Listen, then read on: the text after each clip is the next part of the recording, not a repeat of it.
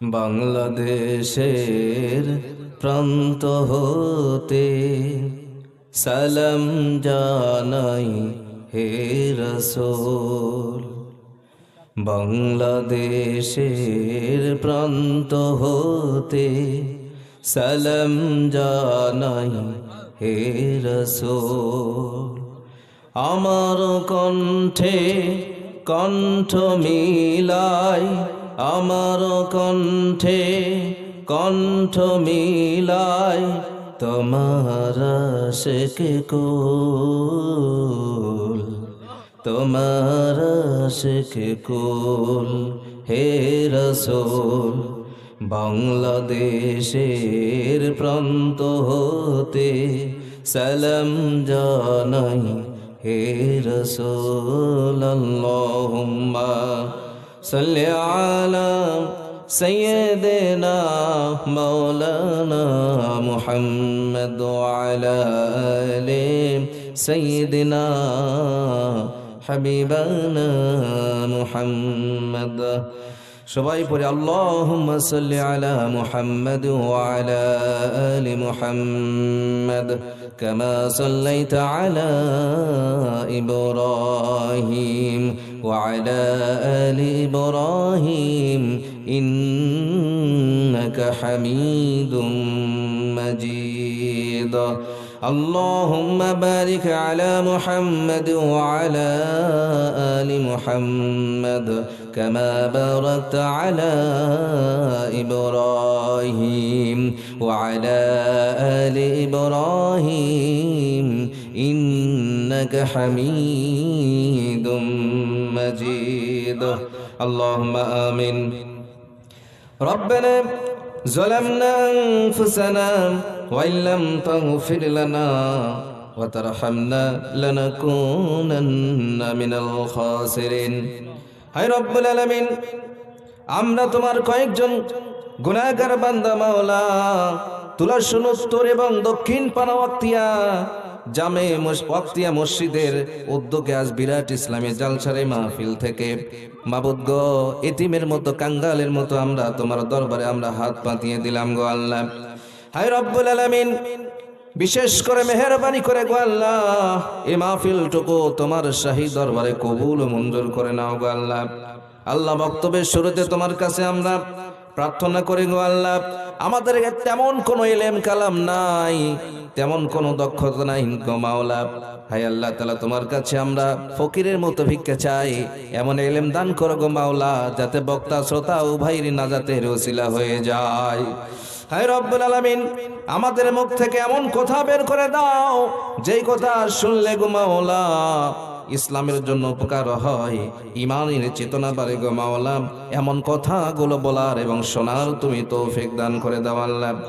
বিশেষ করে মাওলা, এই মাহফিলের ইন্তেজামি কমিটি যারা আছে আল্লাহ, তাদেরকে তুমি সহযোগিতা করো কুদরতি ভাবে। প্রধান বক্তা সাহেব, দ্বিতীয় বক্তা সাহেব এবং তৃতীয় বক্তা সাহেব যেনারা আছেন আল্লাহ, তাদের হায়াতে বরকত দান করো আল্লাহ। সহি সালামতে মাহফিলে পৌঁছার মতো তৌফিক তুমি দান করে দাও। وصلى الله تعالى على خير خلقه محمد وعلى آله وأصحابه أجمعين واجعل آخر كلمتنا عند الموت بك لا إله إلا الله محمد رسول الله. জিকির করে লা ইলাহা ইল্লাল্লাহ জোরে লা ইলাহা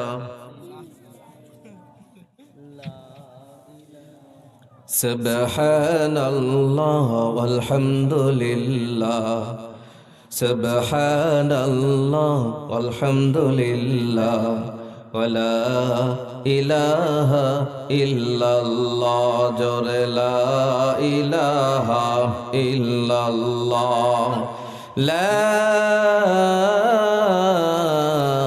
ইলাহা ইল্লাল্লাহ মুহাম্মাদুর রাসূলুল্লাহ। জবান খুলে সকলে পড়ি সাল্লাল্লাহু আলাইহি ওয়াসাল্লাম। প্রিয় আল্লাহর বান্দাগণ, আমি ভূমিকা বেশি দিয়ে কথা বলতে পারবো না, কেননা আমার সময় অত্যন্ত শর্ট, সংক্ষিপ্ত সময়। এই সংক্ষিপ্ত সময় আমরা এমন কিছু কথাবার্তা বলবো যেগুলো কথাবার্তা আমাদের ইমানের চেতনামূলক কথা হয়। এই কথাগুলো যাতে আমাদের জন্য হেদায়েতের ওসিলা হয়ে যায়, আমরা সকলে পড়ি আল্লাহুম্মা আমিন। বক্তব্যের শুরুতে আমরা সেই আল্লাহ তাআলার শুকরিয়া জ্ঞাপন করছি যে আল্লাহ তাআলা আমাদেরকে অসংখ্য মানুষ থেকে বাছাই করে, ছাঁটাই করে, যে আল্লাহ তাআলা আমাদেরকে এই পবিত্র বরকতময় সামিয়ানার নিচে কবুল করলেন, সে রবের শুকরিয়া আদায় করে আমরা মেহেরবানি করে সকলে পড়ি আলহামদুলিল্লাহ। আরো জোরে বলুন আলহামদুলিল্লাহ। লক্ষ্য করে দরুদ ও সালাম বর্ষিত হোক আমাদের প্রাণের প্রিয় রাসূলের উপরে, যার জীবন আদর্শকে আল্লাহ তাআলা আমাদের জন্য ফরজ করে দিয়েছেন, যার জীবন আদর্শ ফলো করার জন্য, প্রতিপালন করার জন্য আমাদেরকে উত্তম আদর্শীয় এবং মডেল হিসেবে যিনি আমাদেরকে প্রেরণ করেছেন, সেই রাসূলের প্রতি আমরা একটাবার দরুদ শরীফ পাঠ করে সংক্ষিপ্তভাবে সকলে পড়ি সাল্লাল্লাহু আলাইহি ওয়াসাল্লাম। সম্মানিত হাজিরিন, আমি বক্তব্যের শুরুতে আমি আপনাদের একটা প্রশ্ন করতে চাই, আমাদের সৃষ্টি করেছেন কে? বিশ্বাস হয়তো? আলহামদুলিল্লাহ। পৃথিবীর বুকে সর্বশ্রেষ্ঠ সাউন্ড হচ্ছে আল্লাহ, বলেন আল্লাহু আকবার। যিনি আল্লাহ, তিনি তো তার নাম চুজ করেছেন, তিনি বাছাই করেছেন যে বান্দারা আমাকে কি নামে ডাকবে। পৃথিবীর বুকে যত সাউন্ড আছে, যত শব্দ আছে, সবচাইতে শ্রুতি মধুর, সবচাইতে ভালো শব্দটার নাম কি? আল্লাহ। আল্লাহু আকবার। এর চাইতে সুন্দর নাম, এর চাইতে মধুমাখা নাম, এর চাইতে দরদ মাখা নাম এই পৃথিবীর বুকে আর একটাও নাই। চিল্লায় বলেন কথা ঠিক কিনা? সুতরাং সে আল্লাহর গুণগান নিয়ে আজকে আমরা শুরু করবো ইনশাআল্লাহ। রাজি আছেন তো ইনশাআল্লাহ?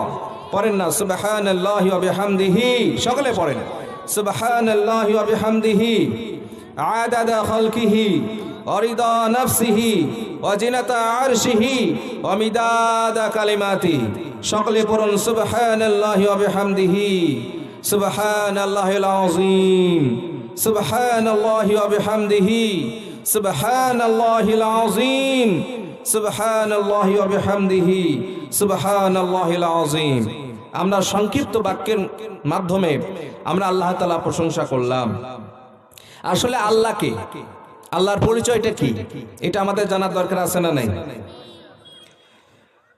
এক বাক্যে আমরা যদি আল্লাহকে চিনতে যাই তাহলে তিনি কে, এই প্রশ্নটা যদি আমরা করি তাহলে এর উত্তরটা হবে কি জানেন?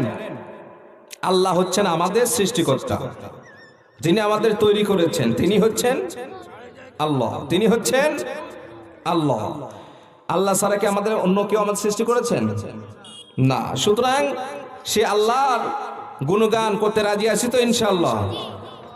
আল্লাহু আল্লাহু কি যে মধুর নাম, ঠিক কিনা? আল্লাহু আল্লাহু কি যে মধুর নাম। ধরার তামাম মনে মুক্তা পান্না হীরা সোনা দানাই হয় না তাহার দাম। সকলে পড়েন আল্লাহু আল্লাহু কি যে মধুর নাম। আল্লাহু আল্লাহু কি যে মধুর নাম। চিল্লাই বলেন আল্লাহু আকবার। সুতরাং আল্লাহ শব্দটা অত্যন্ত শ্রুতি মধুর, আর আল্লাহ তাআলা এই নামে জিকির করার জন্য বান্দাদেরকে উৎসাহিত করেছেন। আল্লাহ সব সময় তার বান্দার মুখের দিকে চেয়ে থাকেন যে বান্দা কখন আমাকে নাম ধরে ডাক দেয়। চিল্লাই বলেন আল্লাহু আকবার। বাংলাদেশের প্রধানমন্ত্রীকে গিয়ে আপনি ডক্টর ইউনূস মুখের সামনে বলতে পারবেন? আল্লাহ থাকবে আপনার? আপনাদের মসজিদের ইমাম সাহেবকে আপনি নাম ধরে ডাকতে পারবেন? আপনাকে বলবেন তো খুব বেয়াদব রে। কিন্তু আল্লাহ এমন রব, এমন মনিব, এমন খালেক, এমন রহমান, এমন রহিম। আল্লাহ বলেন হে আমার বান্দারা তোমরা আমাকে নাম ধরে রাখো, আমি তোমাদের অতি নিকটে। চিল্লায় বলেন আল্লাহু আকবার। তিনি অত্যন্ত নিকটে আমাদের। বান্দারা নাম ধরলে ডাকে আল্লাহ খুশি হয়ে যায়। নাম ধরে ডাকে কাদের? আমাদের একেবারে ঘনিষ্ঠ সর্বনাম বলা হয়, ঘনিষ্ঠ সর্বনাম। যে আল্লাহকে নাম ধরে ডাকলে আল্লাহ খুশি হন, অথচ আমাদের নাম ধরে ডাকলে আমরা বেজার হই। তাহলে বুঝতে হবে, প্রাইম মিনিস্টারের চাইতে, আমাদের মসজিদের ইমামের চাইতে, আমাদের মা বাবার চাইতে, আমাদের ভাই আত্মীয় স্বজনের চাইতে, এমনকি আমার প্রাণের প্রিয়তমা স্ত্রী চাইতেও আপন কে? কে আপন? সাক্ষী দিতে পারবেন তো ইনশাআল্লাহ? সুতরাং সেই আল্লাহকে আমরা নাম ধরে ডাকলে যে আল্লাহ বেজার হয় না, সে আল্লাহর গুণগান করলেও আল্লাহ কখনো বেজার হবেন না। কিন্তু নাফরমানি করা যাবে না। আল্লাহ বলেন, বান্দা তুই আমার নাম ধরে ডাক, কিন্তু নাফরমানি করিস না। সুতরাং সে আল্লাহর পরিচয় সম্পর্কে আমরা জানবো ইনশাআল্লাহ। আল্লাহর পরিচয় হচ্ছে, প্রথম পরিচয় আমি বলেছি, প্রথম পরিচয়টা কি? আল্লাহ আমাদের সৃষ্টিকর্তা, তিনি আমাদের সৃষ্টি করেছেন। আচ্ছা, সৃষ্টিকর্তা মানে কি? তিনি আমাদের কেমন করে সৃষ্টি করলেন? শুধু বললেন যে মানুষকে সৃষ্টি করার যে কৌশল, পৃথিবীর বুকে মানুষ এত চেষ্টা করছে একটা মানুষের মতো রোবট তৈরি করার জন্য, কিন্তু সক্ষম নয়।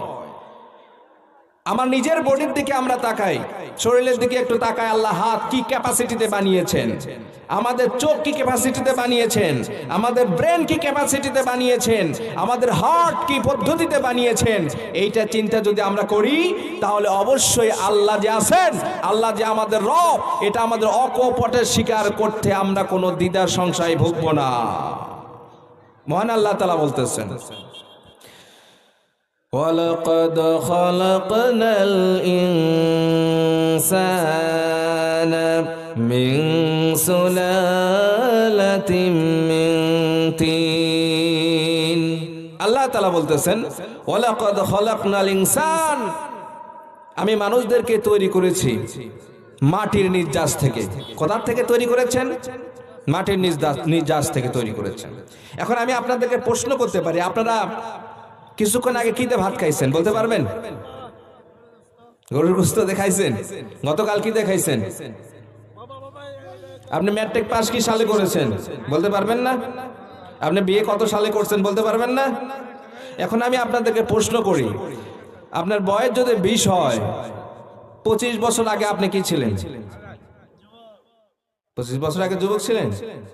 আপনার বয়স 20, 25 বছর আগে আপনি কি ছিলেন?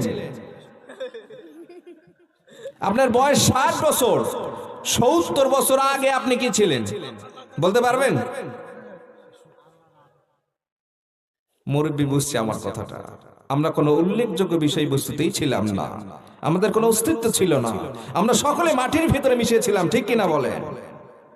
তাহলে আমরা মানুষ এত বড় প্রখর ব্রেন মনে করি, অথচ আমার বয়স 20 বছর, কিন্তু 21 বছর আগে আমি কোনো উল্লেখযোগ্য বিষয়বস্তুতেই পরিগণিত ছিলাম না। সেখান থেকে তৈরি করেছেন কে? আল্লাহ রাব্বুল আলামিন বলেন, হাল আতা আলাল ইনসানি হিনুম মিনাদ দাহরি লাম ইয়াকুন শাইয়্যাম মাযকুরা। মানুষের কি এমন একটি সময় ছিল না যেই সময় মানুষ কোনো উল্লেখযোগ্য বিষয়বস্তুতে পরিগণিত ছিল না? যে আমি আল্লাহ পাক সেখান থেকে মানুষদেরকে মাটির নির্যাস থেকে মা বাপের বিশেষ প্রক্রিয়ায় এই দুনিয়াতে আমি তোমাদেরকে তৈরি করেছি, সেই আল্লাহ পাককে তোমরা কেন স্বীকার করো না? তাহলে আমরা 25 বছর, 20 বছর, 60 বছর, 100 বছর আগে কিছুই ছিলাম না। আপনার ঘরে ছোট্ট সন্তান আছে, ও 5 বছর আগে কিছুই ছিল না, আপনি জানতেনও না যে ছেলে না মেয়ে, ঠিক কিনা? অথচ আল্লাহ রাব্বুল আলামিন এমন সত্তা, যেই সত্তা মানুষদেরকে তৈরি করেছেন কোনো মডেল ছাড়া। আল্লাহ ঠিক যেমন চাই তেমনি ভাবে মানুষদেরকে তৈরি করেছেন। আল্লাহ রাব্বুল আলামিন মানুষদেরকে তৈরি করেছে তারা আপন শুরুতে। কি শুরুতে? আপন শুরুতে কি বুঝি? আল্লাহ যেমন মানুষও তেমন, বলেন নাউজুবিল্লাহ। আপন শুরুতে বলতে বোঝায় পৃথিবীর কোনো মডেলকে অনুসরণ করে নয়, কোন সৃষ্টিকে অনুকরণ করে নয়, বরং আল্লাহ রাব্বুল আলামিন মনের ভিতরে যে ক্যাটালগ তৈরি করেছিলেন মানুষ তৈরি করার জন্য, যে একটা ছবি তৈরি করেছিলেন, ঠিক তেমনি ভাবে মানুষদেরকে তৈরি করেছে, বলেন সুবহানাল্লাহ। তাহলে প্রথম পরিচয় হচ্ছে আমাদের আল্লাহ খালেক। আল্লাহর আরেকটি মেন পরিচয় হচ্ছে আল্লাহু লা ইলাহা ইল্লা হুয়াল হাইয়ুল কাইয়্যুম। চিল্লায় বলেন আল্লাহু আকবার। আল্লাহর প্রধান পরিচয় হচ্ছে আল্লাহ হচ্ছেন আমাদের মাবুদ। তিনি কে? মাবুদ। তিনি হচ্ছেন আমাদের মাবুদ, তিনি হচ্ছেন আমাদের ইলাহ, তিনি হচ্ছেন আমাদের সৃষ্টিকর্তা। পৃথিবীর বুকে আল্লাহ পাক ছাড়া ইবাদতের যোগ্য কোনো ইলাহ নাই, কোনো উপাস্য নাই। তিনি এক অদ্বিতীয়, তিনি হচ্ছেন চিরঞ্জীব, চিরস্থায়ী, তিনি হচ্ছেন আমাদের আল্লাহ। চিল্লায় বলেন আল্লাহু আকবার। তিনি হচ্ছেন আমাদের আল্লাহ। এবার আল্লাহর পরিচয় পাইছেন তো? আল্লাহ রাব্বুল আলামিন কোরআনুল কারীমের মধ্যে আরো বলেছেন, আল্লাযী জাআলা লাকুমুল আরদা ফিরাশাও ওয়াস সামাআ বিনাআ। আল্লাহ হচ্ছেন তিনি যিনি জাআলা লাকুমুল আরদা, যিনি তোমাদেরকে জমিন সৃষ্টি করেছেন, ওয়াস সামাই বিনাআ, এবং আসমান তৈরি করেছেন তোমাদের ছাদ রূপে, জমিন তৈরি করেছেন তোমাদের বিছানা রূপে, আর আসমান তৈরি করেছেন তোমাদের ছাদ রূপে।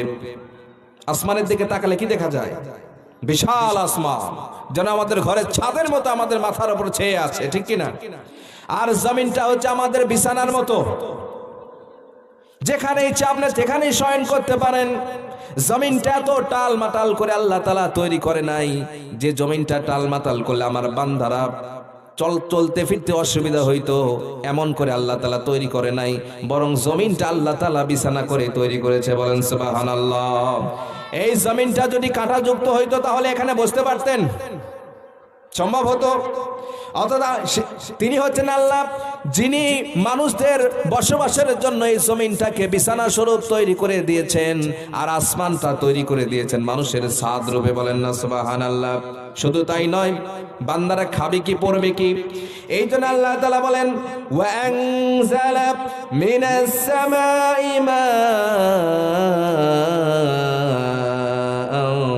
فأخرج به من الثمرات رزقا لكم। বলেন না সুবহানাল্লাহ। মানুষ খাবে কি, মানুষ পড়বে কি, মানুষ কিভাবে তার জীবন যাপন করবে, কিভাবে তার হায়াতটাকে ফুরিয়ে দেবে খাদ্য সংকটে যাতে না ভোগে, এই জন্য আল্লাহ তাআলা এই জন্য আল্লাহ তাআলা প্রাকৃতিকভাবে এমন একটা সিস্টেম চালু করে দিয়েছেন। সেই সিস্টেমের নাম হচ্ছে বাড়ি ধারা। সিস্টেমের নাম কি? মানে পানি বর্ষণ করে বাড়ি ধারা।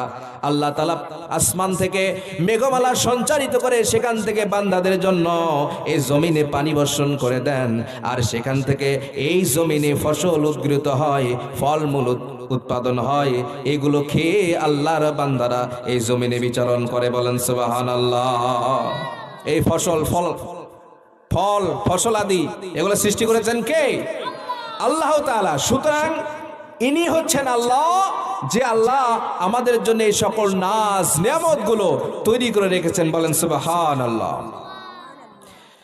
প্রিয় হাজিরিন, আমরা সংক্ষিপ্ত সময় আল্লাহ রাব্বুল আলামিনের পরিচয় জানলাম। মেন কথা হচ্ছে আমার পরিচয় দেওয়ার পিছনে একটি কারণ আছে। সেই কারণটা হচ্ছে এই দুনিয়াতে আমরা আল্লাহর পক্ষ থেকে আসলাম, আল্লাহ তাআলার নাজ নিয়ামত খাইলাম, অথচ বান্দা আল্লাহর পক্ষে কথা না বলে আল্লাহর বিপক্ষে কথা বলি, তাই কিনা? যে আল্লাহ আমাদের চোখ দিলেন, যে আল্লাহ আমাদের মেধা দিলেন, যে আল্লাহ তাআলা আমাদেরকে বুঝ শক্তি দান করেছেন, যে আল্লাহ আমাদের চিন্তা করার শক্তি দান করেছেন, এত কিছু দান করার পর আমরা বান্দা হয়ে আল্লাহ রাব্বুল আলামিনের ইবাদত বন্দেগী খুব একটা আমরা বেশি করছি না। যারা করছে, আর যারা করছে না তারা আল্লাহর বিরোধিতা করছে, কথা ঠিক কিনা? এই যে দেখেন, আমরা এখানে মাহফিলে এসেছি কয়জন? সামান্য কয়জন, তাই না? বেশি কিন্তু নয়। অথচ হাজার হাজার মানুষ এখানে আছেন, ওনারাও আসবেন। আমি প্রাণ খুলে দোয়া করি আল্লাহ ওনাদের আশা তৌফিক দান করুন। তবে মেন কথা হচ্ছে আমরা আল্লাহর কথা শোনার জন্য, রসুলের কথা শোনার জন্য আমরা নিজেদেরকে উদাসীন করে রেখেছি। এর মূল কারণ আমি কয়েকটা খুঁজে বের করেছি। মূল কারণটা কি জানেন? আমরা পরকালকে বিশ্বাস করি না, আর আল্লাহ যে আমাদের জন্য পরকালে নাজ নিয়ামত রেখেছেন এগুলো বিশ্বাস করি না। দুনিয়ার টাটকা সুখগুলোকে আমরা আখিরাতের সুখের চাইতে বেশি প্রাধান্য দিয়ে থাকি, ঠিক কিনা বলেন? পরকালের সুখ এবং দুনিয়ার সুখ। সুখ তো দুই জগতেই আছে, ইহ জগতের সুখ আছে, পরজগতেও সুখ আছে। পার্থক্য হচ্ছে ইহ জগতের সুখ এইটা হচ্ছে ক্ষণস্থায়ী, এটা কি ক্ষণস্থায়ী, আর পরজগতের সুখ স্থায়ী। সেখানে স্থায়ীভাবে সুখ প্রদানের জন্য আল্লাহ তাআলা ব্যবস্থা করেছেন।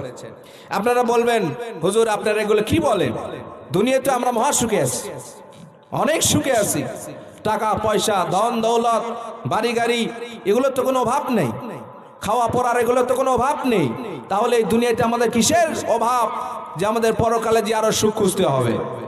আমি বলি দেখেন, আপনি যত বড় সম্পদশালী হন না কেন, ধরেন আপনি 100 বিঘা সম্পদের মালিক, এখন আপনি বৃদ্ধ হয়ে গেছেন, কোদাল মারতে পারেন না, কান্দাও কাটতে পারেন না, সম্পদের যে হিসাব করবেন ওইটাও পারেন না। 100 বিঘা কেন, 200 বিঘা কেন, এই পৃথিবী যদি পুরোটা আপনার নামে উইল করা দেওয়া থাকতো, আপনি বলেন এখান থেকে আপনি কতটুকু সুবিধা পাইতেন? পাওয়া যাবে? বুঝেন, একটু পাওয়া যাবে? এই পৃথিবী কেন, তাম বিশ্ব জগৎ যদি আপনার এবং আমার নামে লিখে দেওয়া হয়, আর আল্লাহ তাআলা যদি আমাদের খাদ্য বন্ধ করে দেয়, আল্লাহ তাআলা যদি আমাদের দৃষ্টি শক্তি কেড়ে নেয়, আল্লাহ যদি আমাদেরকে আমাদের যৌন শক্তিগুলো কেড়ে নিয়ে যায়, আপনারা বলেন তো এই বিশ্ব জগতে আপনি কি করবেন? কোটি কোটি টাকা আপনার ব্যাংক ব্যালেন্স আছে, মনোযোগ দিয়ে কথাগুলো শুনবেন, কোটি কোটি টাকা আপনার ব্যাংকে জমা রয়েছে, কিন্তু আপনি বৃদ্ধ হয়ে গেছেন, আপনার বৃদ্ধ উপনীত হয়ে গেছেন, কোটি কোটি টাকা দিয়ে আপনি কি করবেন? ওই টাকা তো আপনার নয়, আপনার কোনো কাজে আসবে না, ওই টাকা হয় আপনার ছেলে ভোগ করবে অথবা নাতিপুতিরা ভোগ করবে। ওই টাকা আমি ভোগ করতে পারবো? এটা বাস্তব চিত্র, ভোগ করতে পারবো? তাহলে এই দুনিয়াতে সুখটা সুখ নয়, এই দুনিয়াতে প্রধান সমস্যা হচ্ছে বার্ধক্য, বৃদ্ধ হয়ে যাওয়া। এই যে আমার মুরব্বী বাবা যারা এখানে বসে আছেন, ইনারাও কিন্তু একদিন যুবক ছিল, ইনারাও কিন্তু একদিন শিশু ছিল। আপনারা জিজ্ঞেস করে দেখেন, যুবক কালের বয়সটা অত্যন্ত আরামদায়ক ছিল, যেখানে ইচ্ছা সেখানে যাওয়া যেত, যেখানে ইচ্ছা সেখানে খেলাধুলা করা যেত, যেখানে ইচ্ছা যেমন ভার আপনি বহন করতে পারতেন, এখন কিন্তু সেই ভার আপনি বহন করতে পারছেন না। এমনকি শরীরের ওজনটা আপনার পাও এখন বহন করতে পারছে না, এত বড় দুর্বল হয়ে গেছে। সুতরাং পৃথিবী শান্তির জায়গা নয়, পৃথিবী কখনো শান্তির জায়গা নয়। এই পৃথিবীর বুকে একমাত্র প্রতিবন্ধক হচ্ছে মানুষের বার্ধক্য। আপনার যদি কোটি কোটি টাকাও থাকে, এই বার্ধক্য কি আপনি রোধ করতে পারবেন? সুতরাং আমরা এই দুনিয়ার প্রধান সমস্যায় আমরা দেখলাম যে দুনিয়া টাকা পয়সার লোভ থাকলেই, টাকা পয়সা থাকলে দুনিয়াতে সুখী হওয়া যায় না। সুখী হওয়ার জন্য বিশাল একটা হায়াতের প্রয়োজন হয়, তাই কিনা? এই জন্যে তো বাংলাদেশে কিছু পাগল রয়েছে, আমি ওনাদের পাগলই বলি। তারা বলে কি সাই রব্বানা এ দুনিয়ায় পাঠায়া কেন থাকবে দেবানা। বুঝতে পারলেন? ওরা বলে সাই রব্বানা এই দুনিয়াতে পাঠায় কেন থাকবে দেবানা। আমি বলে এই পাগল, এই দুনিয়া কি থাকার জায়গা? বলেন এটা কি থাকার জায়গা? তারা আরো বলে ঘর দিলা, সংসার দিলা, বিবি বাল বাচ্চা দিলা, দীর্ঘকাল থাকার জন্য কেন আয়ু দিলা না। বুঝতে পারলেন? তার মানে তারা বুঝায় এই দুনিয়াটা হচ্ছে শান্তির জায়গা, এখানে সারা জীবন থাকতে চাই। কিন্তু আল্লাহ তাআলা বলেন পাগল, তোদের জন্য দুনিয়া আমি শান্তির জায়গা করে রাখি নাই, তোদের জন্য আমি রেখেছি জান্নাত। চিল্লায় বলেন না আল্লাহু আকবার। জান্নাত, তোদের চিরস্থায়ী একটা জান্নাত আমি আল্লাহ রব্বুল আলামিন তৈরি করে রেখেছি বান্দা, যেটা এমন সুন্দর নাজ নিয়ামত দিয়ে আমি তৈরি করে রেখেছি, পৃথিবীর কোনো চক্ষু সেটা আজ পর্যন্ত দেখতে পারে নাই, পৃথিবীর কোনো অন্তর সেটা পরিকল্পনা করতে পারে নাই, পৃথিবীর কোনো জিহ্বা নাই যেটার ফল ভক্ষণ করেছে। সুতরাং এমন নাজ নিয়ামত দিয়ে আমি আল্লাহ রাব্বুল আলামিন জান্নাত তৈরি করে রেখেছি রে বান্দা, এইখানে আসবি কোনোদিনও বৃদ্ধ হবি না। চিল্লাই বলেন আল্লাহু আকবার। ইন্নালিল মুত্তাকিনা মাফাজা হাদাইকা ওয়া আ'নাবা ওয়া কাওয়াইবা তুরাবা ওয়া কাসান দিহাকা। চিল্লাই বলেন আল্লাহু আকবার। আল্লাহ তাআলা বলেন আমি বান্দারে এই দুনিয়াতে তোমাদের ইবাদত করার জন্য পাঠিয়েছি, সেখানে তোমাদের মূল দায়িত্ব হচ্ছে ইবাদত করে মুত্তাকি বান্দা হও। কি বান্দা হতে হবে? মুত্তাকি বান্দা হও। মুত্তাকি বান্দা হলেই তোমাদের জান্নাত। বলেন সুবহানাল্লাহ। এমন জান্নাত সেখানে আর কোনো মৃত্যুই নাই, সেখানে বৃদ্ধ হওয়া লাগবে না, সেখানে আনন্দ, সেখানে শুধু উৎসব, সেখানে সব উপকরণ বেঁচে থাকার জন্য, যাবতীয় স্বাচ্ছন্দ্যে বেঁচে থাকার জন্য সমস্ত উপকরণ আল্লাহ তাআলা তৈরি করে রেখেছেন। বলেন সুবহানাল্লাহ। এমন জান্নাত আল্লাহ আমাদের জন্য রেখেছেন। এই জন্য আল্লাহ তাআলা বলেন বান্দারে মুত্তাকি হও, মুত্তাকি হইলেই জান্নাত। আল্লাহ তাআলা বলেন লিল্লাযীনা তাকাউ ইনদা রাব্বিহিম জান্নাতুন তাজরি মিন তাহতিহাল আনহার খালিদিনা ফিহা ওয়া আজওয়াজুন মুতাহহারাতুন ওয়া রিদওয়ানুম মিনাল্লাহ। আল্লাহু আকবার পড়েন। লিল্লাযীনা তাকাউ ইনদা রাব্বিহিম, যে ব্যক্তি রবকে ভয় করে। কাকে ভয় করে? প্রতিপালককে। যে আল্লাহর পরিচয় আমরা দিয়েছি, সে আল্লাহকে যারা ভয় করে, তার কথাগুলো মেনে চলে, তাকে ইত্তেবা করে, আল্লাহর বিধানগুলোকে যে মেনে চলে, এরা হচ্ছে মুত্তাকি। আল্লাহ রাব্বুল আলামিন বলেন যারা আল্লাহকে ভয় করে ওই বান্দাদের জন্য আমি আল্লাহ রাব্বুল আলামিন জান্নাত রেখেছি, চিরসুখের জান্নাত, যে জান্নাতের নিচ দিয়ে নদী প্রবাহিত হয়ে গেছে। বলেন সুবহানাল্লাহ। কি প্রবাহিত হয়ে গেছে? নদী। নদীটা এমন নয় যে আমাদের যমুনা, তারপর কি বলা হয় পদ্মা, মেঘনা, এগুলোর মতো নদী নয়। এগুলোর পারে বাড়ি করলে তো ধ্বংস করে দেয়, ঠিক কিনা? কত মানুষের যে জীবন ধ্বংস করে দিয়েছে এই নদীগুলো, জমা জমি সব খেয়ে নিয়েছে। কিন্তু জান্নাতের নদী এমন নয়, জান্নাতের নদী শুধু উপকার আর উপকার। বলেন সুবহানাল্লাহ।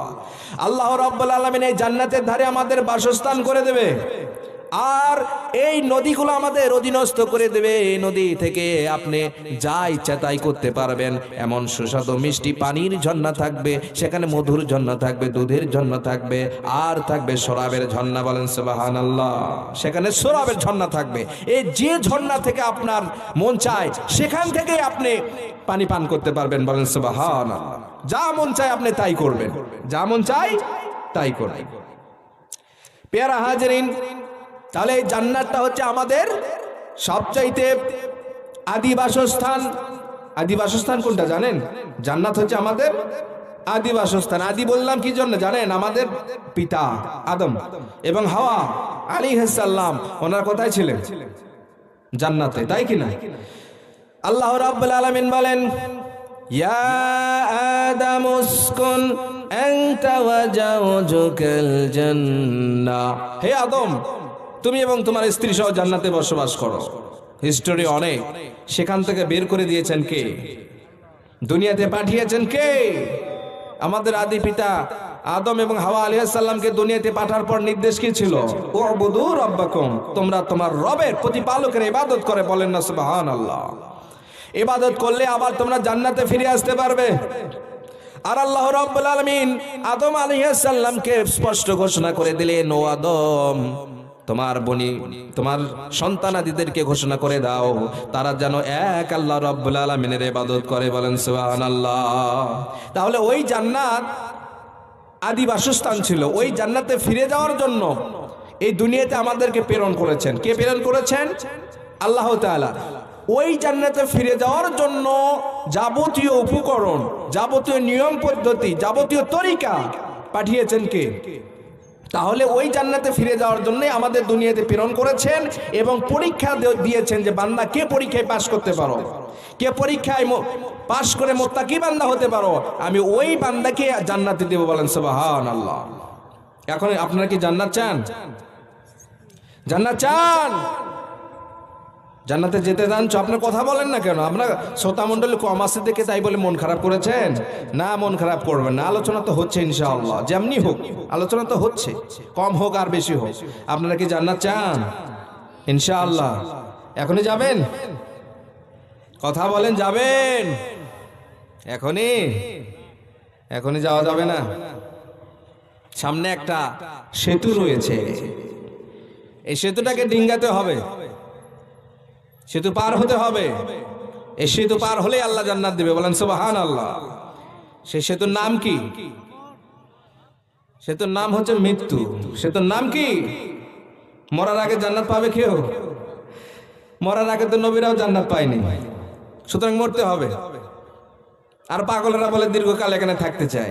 আল্লাহ বলেন তুই মর, মোত্তাকা হয়ে তুই মর, শুধু মৃত্যুটাই তোর জন্য প্রতিবন্ধক। মরলেই আমি তোর জান্নাতের সমস্ত নাজ নিয়ামত কবরে ভরিয়ে দেব। বলেন সুবহানাল্লাহ। সুতরাং কবরে শুয়ে জান্নাতের একটা আবহাওয়া থাকবে এবং কবরের জিন্দেগি পার করেই হাসর পার হয়েই জান্নাতে। বলেন সুবহানাল্লাহ। সুতরাং মৃত্যু খুব একটা হৃদয় বিদারক একটা শব্দ, যেটা আমরা মানলেও মৃত্যু আমাদের ধরবে, না মানলেও মৃত্যু ধরবে। মৃত্যু থেকে পালানোর কোনো জায়গা আছে? কারু পালানোর উপায় নাই। মৃত্যু একদিন আমাদের হবেই, নিশ্চিত কথা। সুতরাং মৃত্যুর কথা শুনে ভয় পেলে চলবে না, মৃত্যুকে জয় করতে হবে। কি করতে হবে? মৃত্যুকে জয় করতে হবে। আপনারা বলবেন মৃত্যুকে আবার জয় করবো কেমনে? এই মৃত্যুটাই তো হচ্ছে মেইন। এই মৃত্যুটা যদি আপনার মুমিনের মৃত্যু হয়, এই মৃত্যুটা যদি আপনার ইমানদারের মৃত্যু হয়, বুঝবেন আপনার জন্য জান্নাত কনফার্ম। বলেন সুবহানাল্লাহ। আর যদি এই মৃত্যুটা আপনার জন্য কাফিরের জিন্দেগি মৃত্যু হয়, বেঈমানের মৃত্যু হয়, বুঝতে হবে আমার আপনার জন্য জাহান্নাম অবধারিত। বলেন নাউজুবিল্লাহ। আমি দোয়া করি আল্লাহ আমাদের সকলকে ইমানদারের মৃত্যু দাও, সকলে পরে আল্লাহুম্মা আমিন। তাহলে মৃত্যুকে জয় করতে হবে। মৃত্যুকে জয় করার পূর্ব শর্ত কি? আমাদের ইমানদার হয়ে মরতে হবে, ঠিক কিনা? মহান আল্লাহ রাব্বুল আলামিন বলেন, ইয়া আইয়ুহাল্লাযীনা আমানুত্তাকুল্লাহ হাক্কা তুকাতিহি ওয়া লা তামুতুন্না ইল্লা ওয়া আনতুম মুসলিমুন। চিল্লায়ে বলেন আল্লাহু আকবার। আল্লাহ রাব্বুল আলামিন বলেন, বান্দারে হায়াত দিয়েছি, আবার তোমাদেরকে মৃত্যু ঘটাবো। এই মৃত্যুটা হতে হবে মুসলমানের মৃত্যু। কিসের মৃত্যু? মুসলমান হয়ে মরতে হবে। এই জন্য আল্লাহ তাআলা বলেন, বান্দারে আল্লাহকে ভয় করো। কাকে ভয় করতে হবে? আল্লাহকে ভয় করো, যথাযথভাবে আমার আল্লাহ রাব্বুল আলামিনকে ভয় করো।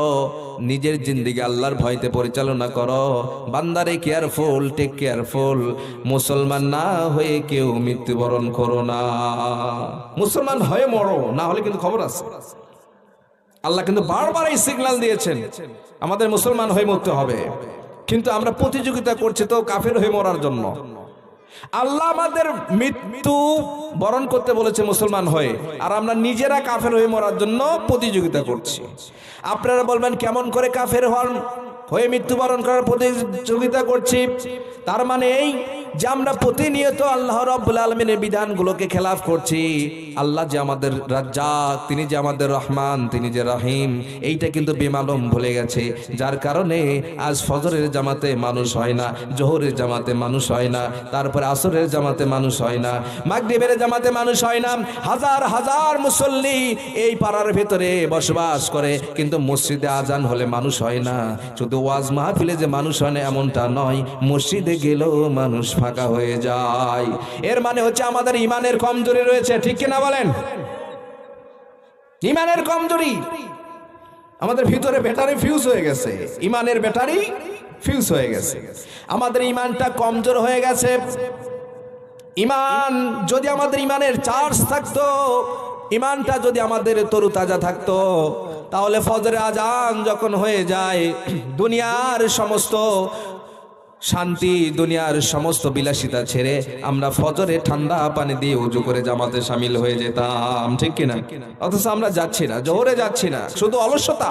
এই আজকে শুরু করি, এই কাল শুরু করি, এই পরশু শুরু করি, এই করতে করতে আমাদের আজরাইল সামনে এসে হাজির হয়ে যাবে। আমাদের কখন আমাদের সচেতন হবে? বলেন কখন সচেতন হবে? অথচ আমরা নিজেদেরকে মুসলমান দাবি করছি। মুসলমান দাবি করছি কেমনে বলবেন যে আমরা শুধু মুসলমান? আল্লাহ বলতেছেন তোমরা কি মুখে মুসলমান দাবি করলে চলবে? ইমানদার মুখে দাবি করলে চলবে? আমি কি তোমাদের পরীক্ষা করব না? পরীক্ষা করব। পরীক্ষা করে পাস হলেই আমি তোমাদেরকে মুমিন অথবা মুসলমান হিসেবে তোমাদেরকে সার্টিফাই করব, তোমাদেরকে আমি একটা সনদ দেব। এই সনদেই তোমরা জান্নাতে যেতে পারবে। বলেন সুবহানাল্লাহ। মহান আল্লাহ রাব্বুল আলামিন বলেন, ওয়া মিনান নাসি من يقول آمنا بالله وباليوم الآخر وما هم بمؤمنين আল্লাহ তাআলা বলতেছেন যে মানুষের ভিতরে এমন কিছু মানুষ আছে যারা বলে যে আমরা আল্লাহর প্রতি ঈমান এনেছি, পরকালের প্রতি আমাদের অগাধ বিশ্বাস রয়েছে। আল্লাহ তাআলা বলতেছেন বস্তুত এরা মুমিনই নয়। বলেন নাউজুবিল্লাহ। তা আল্লাহ তাআলা কেন এই কথা বললেন যে মানুষের ভিতরে এমন কিছু মানুষ আছে যারা মুখে বলে যে আমরা আল্লাহর প্রতি ঈমান এনেছি, পরকাল তো বিশ্বাস করি, অথচ আল্লাহ তাআলা বলতেছেন এই মুখে বলার পরও আমার কাছে এরা মুমিন নয়। এর কারণটা কি? কারণ কি আমরা কখনো উদ্ঘাটন করেছি? এই সমস্যা তো আমার ভিতরে থাকতে পারে, এই সমস্যা আপনার ভিতরে থাকতে পারে, এই সমস্যা তার ভিতরে থাকতে পারে। কথা বলেন ঠিক কিনা? তাহলে আমাদের মূল দায়িত্ব হচ্ছে নিজেদেরকে আগে সংশোধন করতে হবে। আমরা অনেক মানুষের সমালোচনা করি, বাট নিজের সমালোচনা কখনো করি না। নিজের সমালোচনা কখনো করি না। নিজের যে কত দুর্বলতা রয়েছে এই সমালোচনা কখনো করি না। প্রিয় মুসলমানগণ, আজকে আমরা একটি ইমানের পরীক্ষা করব। রাজি আছেন তো ইনশাআল্লাহ? ইমানের পরীক্ষা করব আজ আমরা কত নাম্বার ইমানদার, কেমন মুসলমান হয়েছে। আমরা মুখে শুধু ইমানদার দাবি করি, আমরা আল্লাহ পাকের বান্দা হিসেবে দাবি করি, অথচ কত নাম্বার ইমানদার, কত নাম্বার আল্লাহর বান্দা, এটা আজকে আমরা পরীক্ষা করব ইনশাআল্লাহ। পরীক্ষা দেবেন তো? রাজি আছেন? আরে বাবা, পরীক্ষা দিলেই ভয় নাই তো? পরীক্ষা দেওয়া ভালো। পরীক্ষা দিলে নিজেকে প্রমাণ করা যায়, পরীক্ষা দিলেই নিজেকে প্রমাণ করা যায় আমি কত নাম্বারের ছাত্র, ঠিক কিনা? তবে এখানে ভয় নাই, এখানে কোনো ভয় নাই। এটা ইসলাহ করার জন্য আমরা পরীক্ষা করব। নিজে নিজে একটা আত্মোপলব্ধি করব, যে উপলব্ধির মাধ্যমে আমরা কত নাম্বার মুমিন, কত নাম্বার মুসলমান, এটা পরীক্ষা হয়ে যাবে ইনশাআল্লাহ। হাদিস শরীফ থেকে আমি আপনাদেরকে আলোচনা শোনাই। আল্লাহ রাসূল সাল্লাল্লাহু আলাইহি ওয়াসাল্লাম বলেছেন, যে ব্যক্তির ভিতরে তিনটা গুণ না থাকবে সে কখনো ঈমানের পূর্ণ তৃপ্তি লাভ করতে পারবে না। কয়টি গুণ বলেন? তিনটা গুণ। আমরা এই তিনটা গুণ আলোচনা করব, আর এই তিনটা গুণ দিয়ে আমরা বিচার করব আমরা কত নাম্বারের মুমিন। সম্মানিত হাজিরিন, প্রথম নাম্বার, মনোযোগ দিয়ে শুনবেন।